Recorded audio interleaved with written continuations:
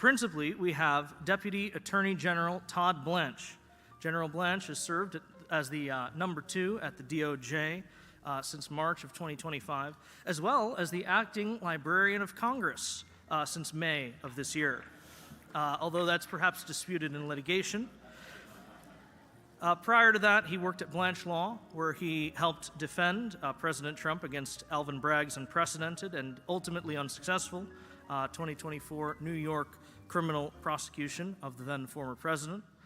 Blanche attended American University for his BA and Brooklyn Law for his JD. He clerked for Judge Denny Chin, then of the SDNY, and Judge Joseph Bianco, then of the EDNY. That's the district court thereof.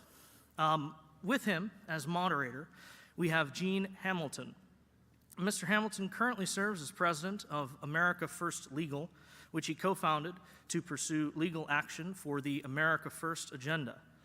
Before that, he served as deputy White House counsel to President Donald John Trump, as well as counselor to the Attorney General and senior counselor to the Secretary of Homeland Security. Hamilton attended the University of Georgia for his BA and Washington Lee for his JD. Please kindly join me in giving them a very warm welcome. Thank you.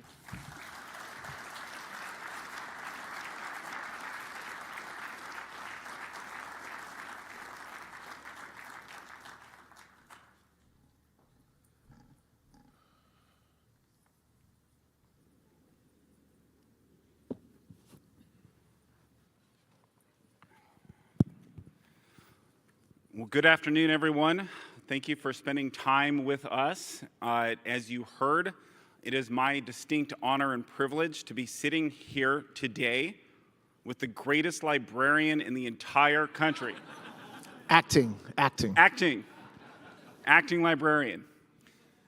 So there's a lot of things that I'm sure all of you have been around town. You've heard a lot of these types of fireside chats, whether it's at prior conventions, other events, and I'd like to just start out with some of the things that sometimes get skipped over, which is let's get a little bit more about Todd to learn to know a little bit more about you as a person. So, Todd, where's home? Where's home for you? Thanks, Gene. So then thanks, everybody, for letting me spend some time with you today. So right now, home is about 7 minutes from the Department of Justice, but my wife and I moved to Palm Beach Gardens 2 years ago when I was representing President Trump. So I'm a Floridian, but for 25 years, I lived in New York, most of that time on Long Island, and then a little bit of the time in the city. And one of the things that I think is really unique, at least as far as I understand, tell especially the law students in the audience, why don't you give a little bit more about your background, your legal education, and how you got your start in the Department of Justice? Sure. So it's actually a great story. It's very, well, I think it's a great story. You can. So I was a senior in college here at American University. I had no idea what I wanted to do. When I was about to start my senior year, my then girlfriend, now wife, worked at GW Hospital, and she was a suturist, so she would stitch people up. And this guy comes in who had cut his hand opening I'm not making this up, opening a can of cat food, okay? And so he had cut his hand, and my then girlfriend was stitching him up, and they were, for some reason, talking about me. And he said he was a lawyer at the Department of Justice, and while she's stitching him up, she says, well, can my boyfriend have an internship with you? And so, I mean, I'm serious. So this dude is probably thinking, like, this is crazy. What am I supposed to do right now? And his name was Juan Marrero. He was in the money laundering section in the criminal division. He went on to become an ALJ judge. So I interned at DOJ knowing almost nothing about it. I was hired there when I graduated here at Maine Justice. I worked in the narcotic and dangerous drugs section as a paralegal for 2 years. By that time I was married to that lady who got me my first in, and she's from New York, so we had little kids, and I moved to New York. I was a paralegal at the U.S. Attorney's Office in Manhattan, and went to night law school at Brooklyn Law School. So I to those law students out there that were paralegals before you went to law school, I'm with you. I was a paralegal for seven long years. But I will tell you, when I was a paralegal at the U.S. Attorney's Office is when I fell in love with the department and with justice and with putting bad guys in jail and doing the work that our prosecutors do around the country every day. And so my whole focus was trying to become an AUSA. And so I tried to get a job at the law firm that was then the feeder firm to the U.S. Attorney's Office, and I was a clerk for tried to get clerkship of judges that the U.S. Attorney's Office liked and hired from. It was my singular focus to be able to be a prosecutor. And a couple years after I left, I was able to go back as a prosecutor in SDNY. And so it was a very unusual path to becoming a prosecutor.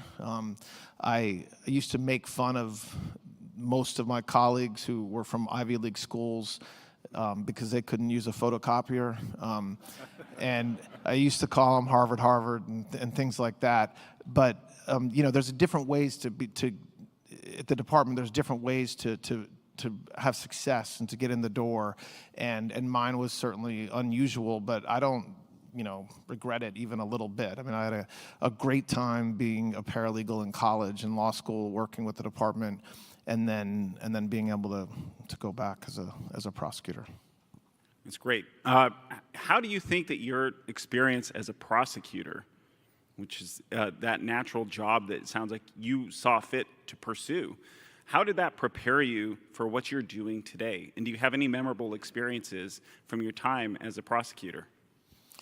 Well, I spent 10 years in Manhattan making fun of Maine Justice and telling them what a bunch of clowns they were. And so now that I'm the clown at Maine Justice, that was certainly a nice runway for me. Look, being a prosecutor, for those in the room that have been in the past or that want to be, is the greatest job in the world, I think. As far as what we do, there's nothing better than, no matter the case, whether it's a very simple felon in possession of a weapon or whether it's a complicated RICO murder 6-week trial, it's amazing and great work. And so that foundation is with me every day as Deputy Attorney General. I don't get to do anything like that these days, in a courtroom. Although I did interview a lady down in Florida a few months ago, but that was kind of different. Look, you need credibility in everything that we do, and so I want prosecutors that work in the department and leadership in the department and even the defense bar and the judges that we are in front of to believe in what we're doing. And so I think hopefully the work that I was able to do as a prosecutor helps give us a little bit of credibility. At least that's what I hope. What's your most memorable case that you ever prosecuted? Oh, that's a good question. So that's a good question. There was a guy who cooperated. We arrested him on a small charge, and he said that he knew about a murder. And everybody says they know about a murder because they want a cooperation agreement. And so we were like, all right, whatever, bro. What can you tell us about it? And he said, after the shooting, we drove up to the Bronx, and we threw the two guns that we had used off this little bridge. And so it happened to be that the agent that I was working with, FBI agent, was on the FBI dive squad, which apparently they have. And so we got a takeout order from the judge, and I wasn't there, but they drove this guy up there, and they gave him like a brick, and they broke it up so it was about the weight of a gun. And they said to him, all right, show us how you threw it in. And so he did. and the dive squad went in, and the murder, it was a cold case. The murder had been several years prior, and within like about 6 feet of where he had thrown the bricks, they found 2 firearms. And so we were able to indict the guys the three guys that were part of the crew besides the cooperator, and bring justice. The man who had been killed was a 16-year-old kid who was selling drugs at the time, but had a tough life. And so that's a case that you would have never, got to bring. And I remember the testimony coming in about, and by the way, the cooperator didn't know we found the guns. We never told him. So we just asked him, what happened? Well, the FBI took me. What'd you do? I had a brick. I threw the brick in the water. Do you know what happened? No, I have no idea what happened. And so then to call the FBI agent to the stand and have him explain how they went in and found the guns, which was, great corroboration for what the witness had said. That was a great case. But listen, every case is amazing for its own reasons, and that's why being a prosecutor is great. Whether it's, like a one-day trial of a drug dealer or a much more complicated. I did mostly gangs work when I was an adult prosecutor. And every case was great. Like being able to prove robberies, murders, is something that is very hard to do. You forget that to convince 12 people that somebody did something is not easy, whether it's a simple charge or a complex charge. And so prosecutors that are out there doing justice every day, it's a hard job. It's hard to do that. And so you have to respect those men and women that are out there doing it. But as you can tell, I love being a prosecutor. Let's fast forward to about this time last year. And President Trump names you as his nominee to be the Deputy Attorney General. You went through that process, the confirmation process, and here you are today. What was your number one priority, or what are some of your top priorities coming into the position to serve as Deputy Attorney General in light of all of that experience? Yes, it was almost. I was actually nominated the day of the Scalia dinner last year. And I was coming to the event with Emil Bovee, who was also nominated that same day, and that was a great day. So our priorities were huge for the first 4 to 6 months. There was a lot of things that we felt like we had to either undo or adjust the way that things have been done for the past several years in all kinds of different areas. So in the immigration space, shut down the borders, and I think even the most optimistic among us didn't think that we would be able to have the success that we had as quickly as we had. But that was the big priority on January 20th. And then beyond that, just making our streets safe again, which again is a cliche, and make America safe again is something that we hear, but it's a big deal. I mean, it matters. Like having folks be able to walk around at night, feeling like the justice system is going to do what we are supposed to do when there's crimes committed is something that maybe we had taken for granted. That was a massive priority. The Homeland Security Task Force concept, which is to bring all federal law enforcement, not just DOJ, but all the components, state and local, the military, together, and then just focus on defending the homeland and making making it right when it comes to violent crime and narcotics trafficking was a huge priority. And then on the civil side, there were consent decrees. There were investigations that have been happening for years into areas that either we didn't belong, or that if we did belong there, we didn't belong in the way that we were doing it in our administration's view. And so just working hard to kind of undo some of that was a big priority, for the first 4 to 5 months of what we did, and it's still going on. A lot of what we're doing every day is exactly what I'm just talking about now. Homeland Security Task Force defending the homeland, but then all of our on the civil side, and the civil rights side, and the ENRD side, just really working hard to adjust cases that either had been that we were defending or prosecuting, or that even that were near conclusion, to set them consistent with this administration. I don't know, Todd, if the audience understands necessarily the kind of the concept of these Homeland Security task forces that you're just touting. So based on your experience as a prosecutor, how helpful do you think that concept has been from the president in terms of transforming the day-to-day law enforcement operations across this country to make the streets more secure, as you were just talking about? Yes. I mean, it's really incredible, and we have tried to get the message out to the American people, but it's because it is so incredible. What we've done for the first time in modern history is we're combining every facet of law enforcement under one roof, and we're doing that because we want to be able to target a problem and fix it. So, a couple of easy examples: FBI traditionally doesn't do Title VIII work, so that's immigration work. So if there's an immigration case, FBI doesn't do it. DA doesn't do it. DA does Title 21 work, drug work. ATF focuses on violent crime and firearms trafficking. And so there are these silos that exist for good reason, potentially, in the right circumstances. And we just knocked those all down and said, okay, we are going to focus on particular areas for particular periods of time, and we're going to use all the resources we have. And what that means for a prosecutor is you might write a search warrant to go and get somebody who's here illegally, get in and get them, and normally you would prosecute that person. But we're not necessarily prosecuting them now. We're just deporting them.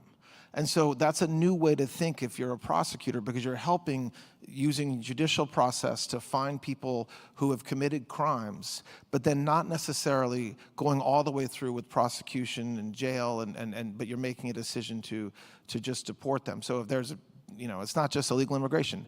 20 drug dealers who are all here illegally.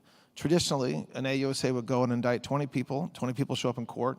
And you prosecute them all. They all go to prison, and then they get deported 5 to 30 years later, depending on their sentence. And that's a form of justice that is extraordinarily important. But we're rethinking that a little bit. And is it better to only focus on 10 instead of 20? The 10 leaders, the ones who also have violence, the ones who are repeat offenders. And is it better to just deport the other 10? And you might say, well, that's stupid, Todd, because they're just going to come back in. But they're not, because our borders are secure. So it's an efficiency model that HSTF and this administration are working hard, and we're not always getting it right. It's not perfection, but it makes the Department of Justice a lot more nimble and able to actually focus on different areas that I think are working and making us all safe again. And then we're doing things like focusing on DC, focusing on Memphis, and saying, okay, you know what we're going to do? We're going to use all of the resources of the federal government to go and arrest anybody who's committed crimes, anybody who has warrants, and we've taken 500 guns off the streets in this city since August 4th. And that's, you throw out numbers, but like if you put 500 guns up here, those are guns, every single one of those were illegally possessed by someone who wasn't allowed to have them, right? So a felon or someone who's here illegally. And so that is making everybody in this room safer today. And that's not something that's been done in the past. And the same thing's happening in Memphis with very similar results. And when you appeal to, and the president talks about this a lot, there's nobody in this city, at least if they're being honest, that's frustrated that we're arresting bad guys. Neighbors, the people that are trying to go and enjoy their time in local parks, and they're raising their families in the city, low-income folks, people who work on the Hill, people who work in the government, people who work at law firms. It's a good thing to do. And it's easy for the media, and it's easy for the folks that just hate this administration to be critical of that. But conceptually, if you were told, hey, we have a great idea, your community has a lot of crime, we're going to drop everything, we're going to go in and we're going to clean it up. Who among us is going to be like, well, I think that's a bad idea? And so that's what we're doing, and it is working. Even, the leadership in this city, I don't think a single one of them voted for President Trump. But a lot of them, I would even say most of them, are very supportive of what we're doing because they're seeing the results. And also we're helping, we're painting we're cleaning up the sidewalks, we're paving the roads, and that's not something that the United States Department of Justice is usually part of, but we are now. Let's shift gears just a little bit now, away from the Homeland Security task forces. And you spoke earlier, kind of in your opening remarks, a little bit about the department's current focus on the enforcement of civil rights laws for all Americans. What do you think has been most transformational in that area, and where are you guys spending your time today? It's a great question. The civil rights, and Harmeet Dhillon's our AAG of civil rights. She's a rock star. She's terrific. The civil rights laws that we can all Google and read them, they have been misapplied for a very long time.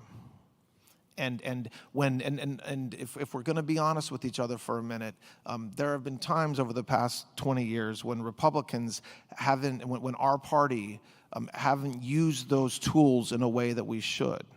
And so what we're doing is we're using our civil rights laws to actually enforce the civil rights of all Americans. And that comes in many different forms. It comes in the forms of anti-Semitism on college campuses.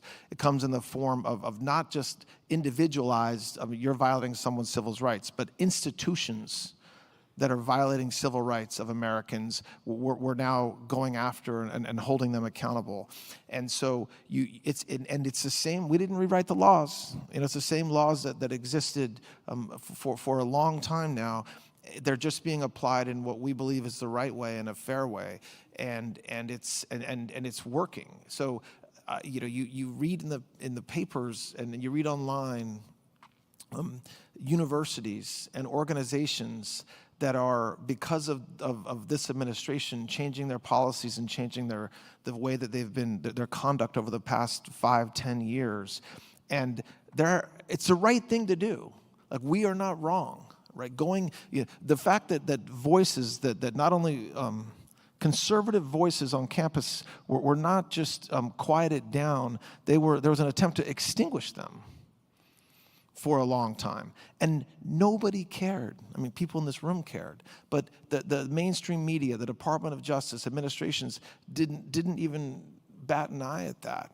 And again, we are right. We are not wrong in going to a university and saying, the story we heard last night about NYU, it had a great ending because we have a warrior that stood up. But it's a horrible story that still happens.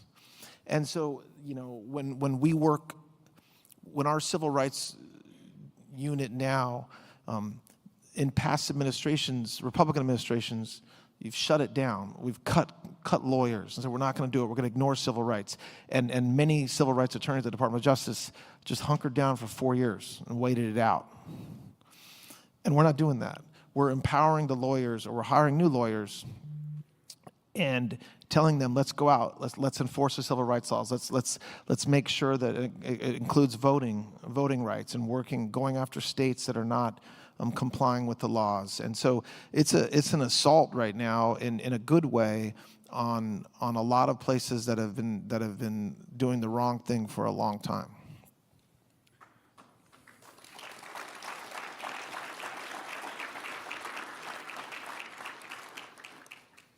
Now, maybe I'm an outlier here. I think maybe we're aligned in this position, but does the department view the Second Amendment as a civil right for Americans, and what is happening in that space?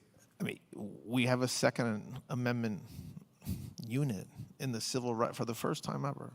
standing up, but for the shutdown, this little thing, but standing up in the civil rights. Yeah, you can clap. It's a great thing. It's a great thing.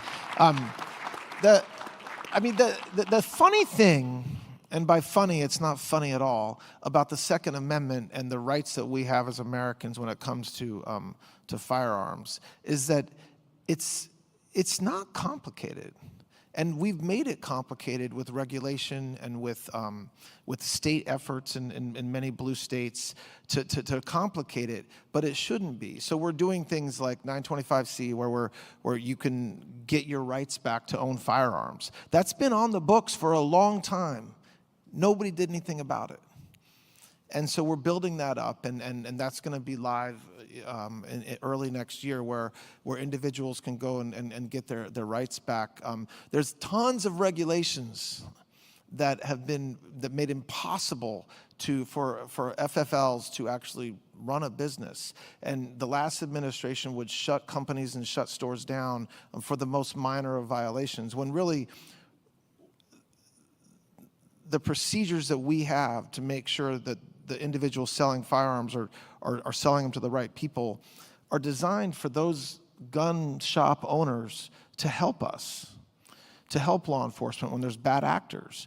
And that's not what it's been doing. And so that is a fundamental civil right that every American has, as much as any other right. And it's not an easy fix. It isn't, because it's ingrained in some ways, but we have our ATF, we're rolling back so many regulations, and this is true, that the General Counsel of ATF came to me and said, can we figure out a way to kind of not have such a bottleneck? Because when you change a regulation, there's all kinds of folks that have to bless it and sign off on it. And there's so many regulations that ATF had in place that are absurd. And so we've created a way to do it where we're doing the right thing and for the right reasons, but we removed a lot of the bureaucracy, and it's one of the I think one of the most important things we can do in the first year of our administration, because it's going to take several years to actually play out. So, yeah, man, we're doing a lot in that space, and it's not slowing down. Donald Trump issued an executive order early in his administration that promised to end the weaponization of government. I think all of us consume media. We see what happens in the news. We see what people are saying on social media, on mainstream news outlets, all kinds of things. There's a lot of criticism of the department today, saying that the department is, in fact, engaged in weaponization of government against its opponents. I'd like to give you an opportunity to kind of address that issue, just generally speaking, to point out what the department is, in fact, doing, and how you'd respond to those critics. So, yes, thank you. It is something that is incredibly important to President Trump and important to Attorney General Bondi, and certainly important to me as well. What happened the past 4 years within the United States Department of Justice, I'm going to say it's a Latin term, batshit crazy. And I say that, I did have the privilege and honor of representing President Trump in the Manhattan trial with DA Bragg, but I also represented him in the Florida documents case and the cases brought by Jack Smith. And what we saw, nearly every member of President Trump's last administration, some of whom are in this room, had to go in front of a grand jury over one reason or another. His Secret Service detail had to go in front of a grand jury, some of them twice. You have a situation where there was such a weaponization against not only one man and not only one man's family, but against an entire administration. You had bars around this country looking to strip people of their licenses for work that they did in government. You had an administration that was going after mothers, going after churches, going after school boards. And that's not hypothetical. That's not some far X idea. That's actually what happened You had, in the white-collar space, you had investigations against companies that were costing millions and millions of dollars without identifying a crime. You had entire units at the Department of Justice going after industries, literally regulation by prosecution. So I'm going to tell you what you're doing wrong, and if you tempt me, I'm going to throw you in prison. And so when I read now that we're weaponizing I feel like I'm being gaslit. Because we're doing exactly the opposite. I mean, we're investigating cases, and we rolled back a lot of prosecutions and investigations that were being done for absolutely the wrong reasons. But our prosecutions are way up because we're prosecuting the right people for the right reasons.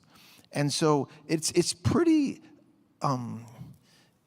telling that even today, even after what we saw happen with President Trump, and even after he won a year ago, and everything that we saw happen with that case and with the special counsel and in New York, that when we come in and say, no, we're not doing that.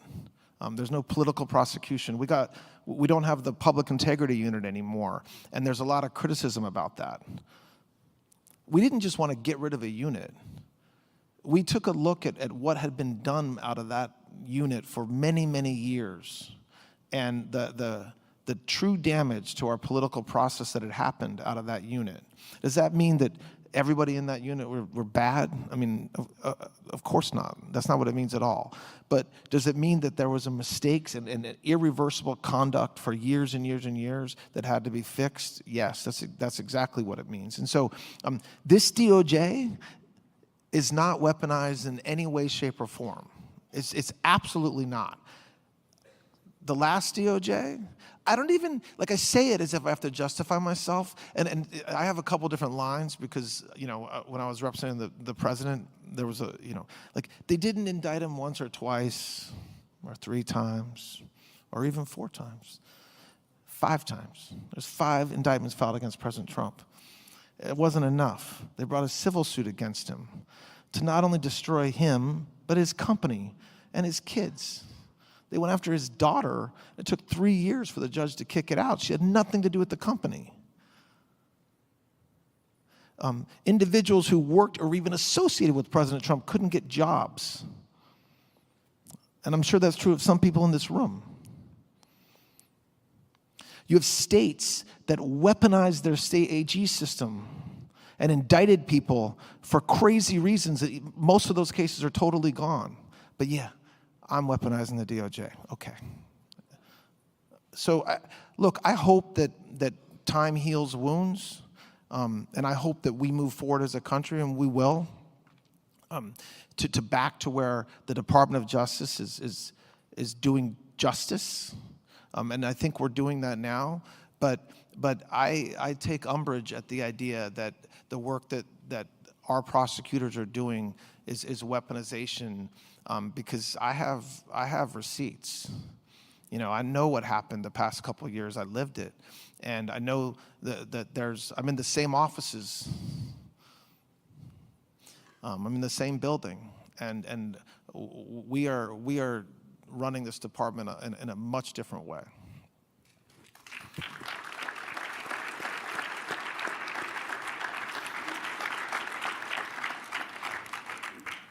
Sorry, that was a little speechy. Sorry about that. That was great.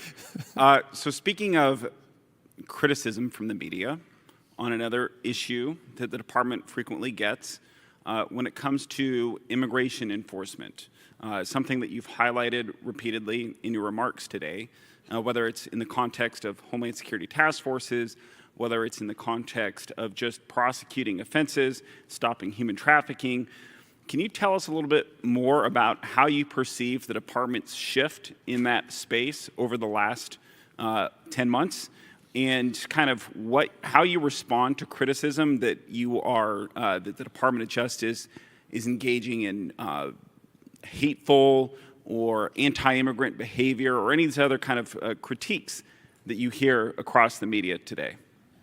So yes, it is an interesting phenomenon, the the way that the media and certain parts of this country are treating ICE officers and federal officials who are literally just enforcing the law, the laws that have been on the books for a very long time. And it's funny, you know, when you look at the reasons why President Trump won last year, our border disaster was one of the main reasons, which means people in America were tired of it.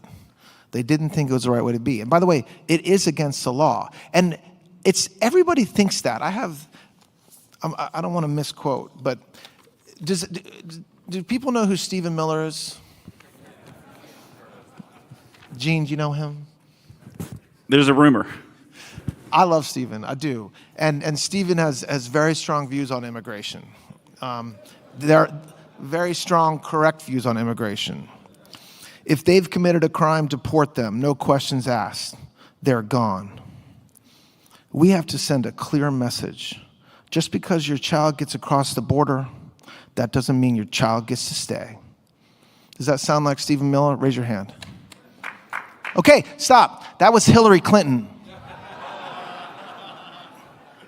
All right? If you plan to enter the U.S. illegally, your chances of getting caught and sent back just went up. Even as we are a nation of immigrants, we are also a nation of laws. Undocumented workers broke our immigration laws and must go. Sound like Stephen Miller? No, Barack Obama. Okay? I mean, I don't want to hijack this thing, but it is insane. Joe Biden talking about how he voted for building a wall and how important it was to make sure only people who are allowed in this country are allowed in. Okay, that's why our administration has moved aggressively to secure our borders more by hiring a record number of new border guards, by deporting twice as many criminal aliens as ever, by cracking down on illegal hiring, by barring welfare benefits to illegal aliens. That's not Donald J. Trump, that's Bill Clinton. So and yet Stephen Miller can't go out at night without being tormented. People threaten the lives of our ICE officers for doing their jobs. Governors mock us. Local DAs threaten to arrest federal agents doing their job. And so when I think about the Department of Justice and our mission today, and what our mission has to be for the foreseeable future, it's just correcting that narrative. Because when we're pushing people out, when we're deporting people, they are people who are here illegally. That is a crime. I didn't make the laws. And so it is a priority of President Trump. It's a priority of General Bondi. It's a priority of mine and Noam and all the folks that are working hard every day. But and that's fine. It's also disgusting what leadership in this country has done because of their sudden, and I mean sudden because I'm not making that up. You can Google it later. Sudden change of position on what we should be doing about the millions of illegal aliens in this country. One of the areas in which illegal immigration seems to play out a lot, where you get even more criticism on a regular basis, comes from Article 3. Let's talk a little bit more about your perceptions, how you in the department are dealing with hostile district courts, district court injunctions, and how you are trying to help the government do its job in light of this seemingly unceasing just series of injunctions and restraining orders, and how successful has the department been at fighting back? Yeah, I mean, everybody in this room, I mean, the reason why this organization focuses so much energy and effort and time on getting the right people to the bench is because it is one of the most important, if not the most important thing an Article 2 administration can do, which is make sure your Article 3s are the right people and are going to follow the Constitution and the laws. And the best evidence of that is what we see playing out around this country over the past 8 months. We've lost, I think, once in front of the Supreme Court. Maybe twice on another small issue. And there have been multiple times when a local district judge, after having been either have had something stayed or actually reversed by the appellate court or the Supreme Court, continues to defy it.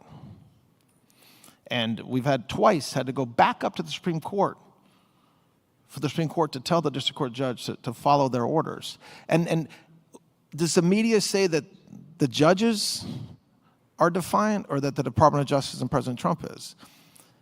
It's always us. And we're not. We do follow court orders. And when we lose, and we lose at district courts all the time, we have judges literally telling the president, the executive, what he can and cannot do, what his officers can and cannot do, micromanaging Article 2.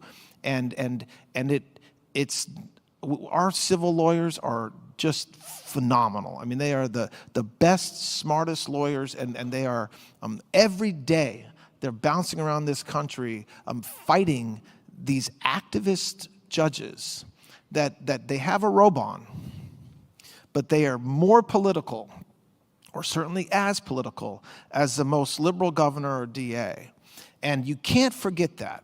You can't forget that. A judge doesn't get a special place simply because a robe is put on them.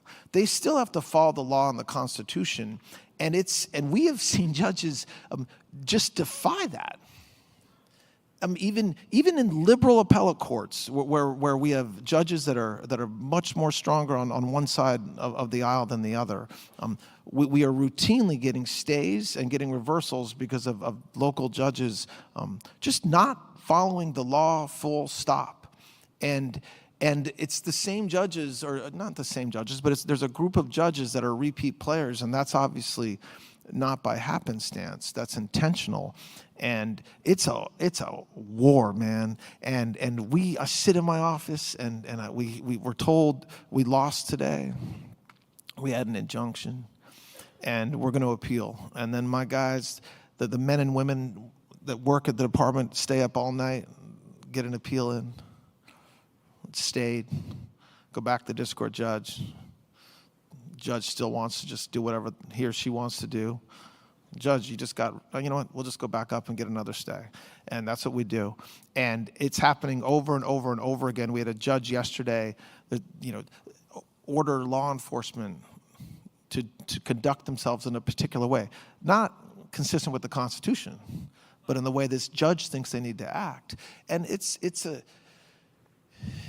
something that we struggle with, because everybody in this room, if there's any organization in the world that this will resonate with, having a judge that follows the Constitution is a very basic tenet of justice in this country.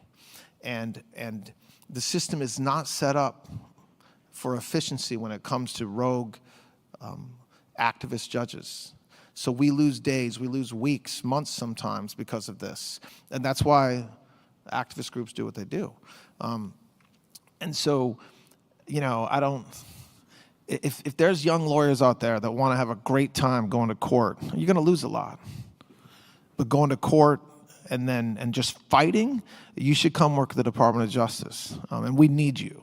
We need you. I was at the dinner last night, and I looked around, and I said to myself, man, there has got to be a couple dozen young lawyers who are thirsty and hungry and ready to work, because we need you, because it is a war, and it is something that we will not win unless we keep on fighting. And it's a cliche, because there's a lot of battles that we do lose, but at the end of the day, we are not wrong. And I've said that a couple times, and it's true, and it's evidenced by the results we're seeing at the Supreme Court and at the courts of appeals. But it's hard to get the media, it's hard to get the American people to focus on what a travesty it is when you have an individual judge be able to stop an entire operation or an entire administrative policy that's constitutional and allowed just because he or she chooses to do so. So it's a war.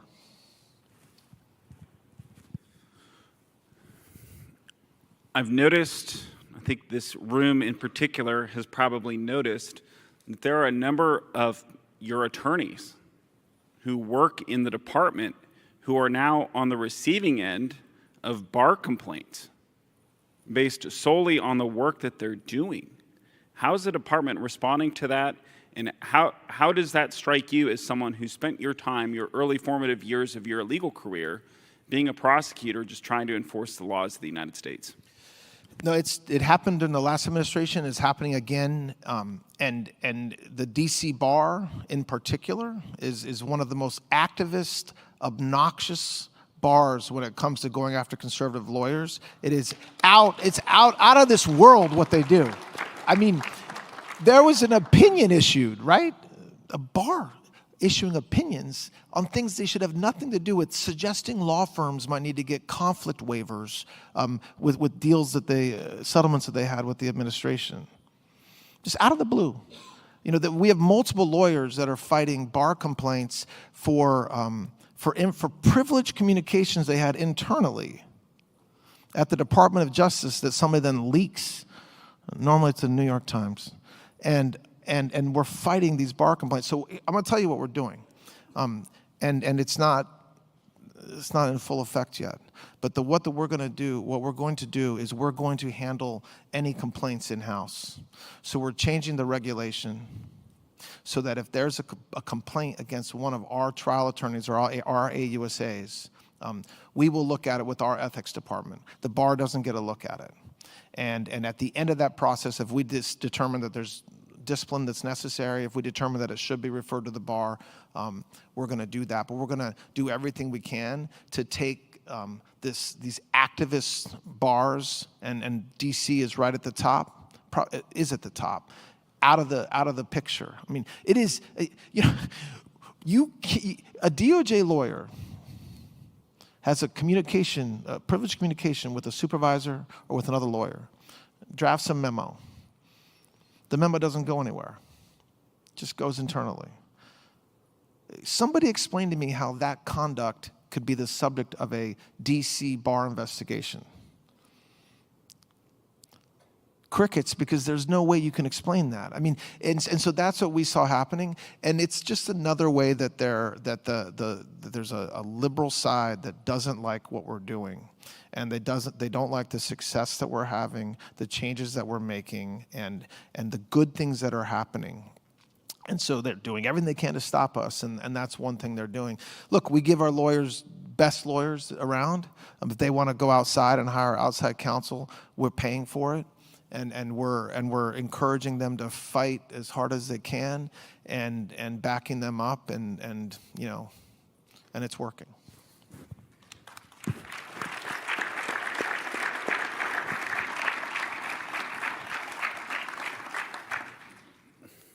I know we're running shorter on time, but let's focus a little bit and already reflect on your time in the department. What is something that you are most proud of accomplishing so far in your time as Deputy Attorney General? I mean, I love my job, and I love going to work every day and working with General Bondi and the crew that works with me. And the reason why is because we are doing really good work. The work the department has done since January 20th is the likes of which I don't think any administration has ever been able to accomplish. I mean, just things like we could take it in buckets very quickly. The drug war. We've had 60 narco-terrorist cartel leaders just dropped in our country to be prosecuted, not extradited. But we've worked out a deal with Mexico where they've literally just dropped them off. And so you have 60, which is more than were extradited over 4 years combined. facing justice in the United States. We have 10 times the number of drug prosecutions across the board for serious drug crimes than over the past several years. And so that's just the drug area. In the civil space, we talked about it a little bit, but we have undone, I think, 7 consent decrees, shut down over a dozen investigations into, and these, you can say, well, maybe the consent decree should have been in place. False. No, these were insane, onerous consent decrees on law enforcement, on some schools that were just done as a way to punish folks for doing their jobs. And that's something that when I talk to Harmeet, when I talk to our team, to the Attorney General, and we talk about that being done, it's something that is life-changing for communities around. I think the work that we're doing and that we've done to change the narrative in the white-collar space is extraordinarily important. I don't know if there's any FCPA lawyers in this room, and if so, I'm sorry, because you should probably out of work.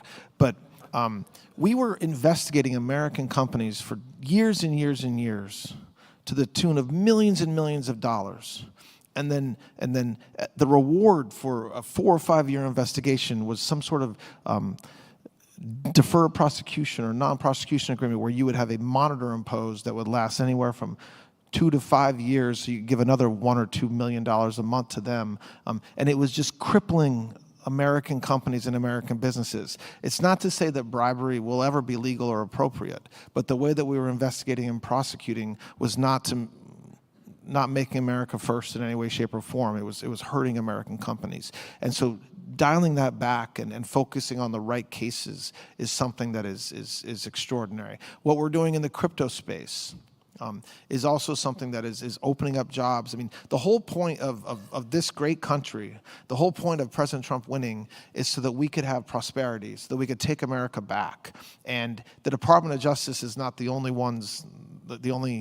only part of this administration that can do that, but we can certainly do our part. So I think that we take criticism, and I don't mind criticism.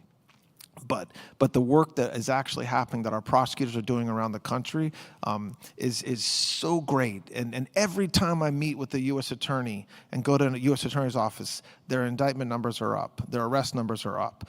They're putting more people in jail for the right reasons. They're shutting down investigations that should be shut down.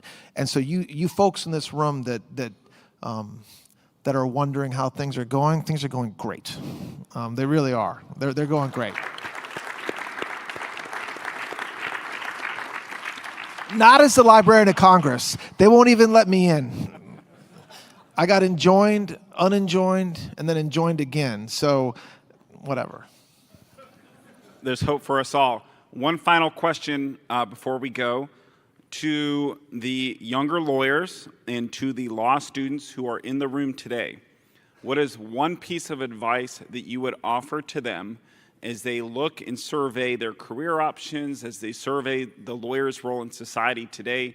What is one piece of advice that you would leave them with? I think there's few things more important than your conviction. And you can turn that conviction into whatever you want. Hopefully it's public service, and hopefully it's at the Department of Justice.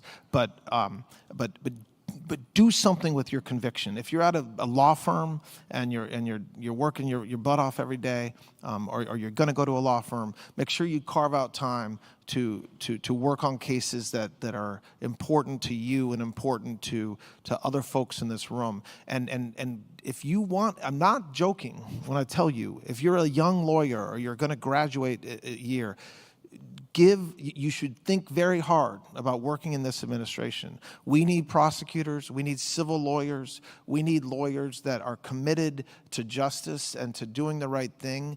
And there was a long time when you had to hide if you were somebody who really wanted to put bad guys in jail. There was a long time when you almost had to have guilt if you were a lawyer and you just wanted to really go out and do justice. You wanted to defend the rights of individuals who were being persecuted. That time is at least as long as I'm the Deputy Attorney General, that time is long, long gone. And so the Attorney General and I say all the time, we need good people. And so if you're a young lawyer out there, give me a call.